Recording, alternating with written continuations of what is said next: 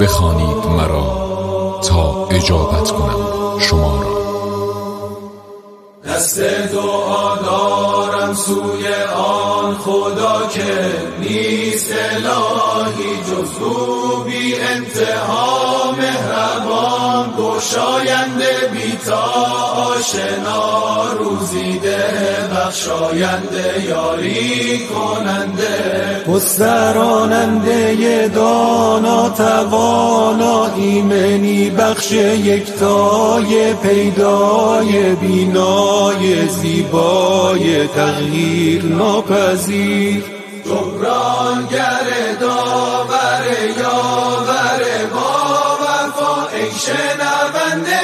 دعا سزاوار حمد و ثنا، آگاه بی خطا شکیبا بی همتا، نگهبان جانها چاره ساز دلها، مالک دو دنیا، همواره بخشنده آبرو دهنده، جان ستان جان فضا تو بپذیر، رهنما عشق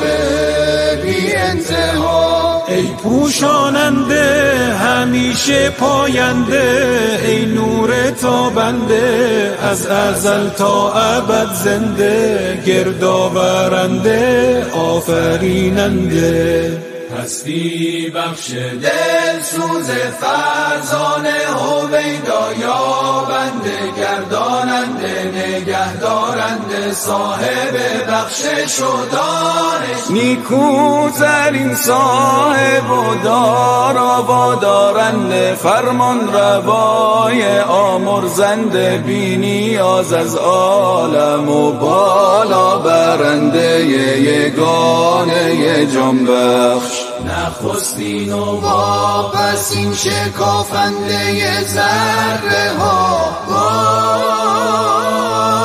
جاودان نور ایمان آرامش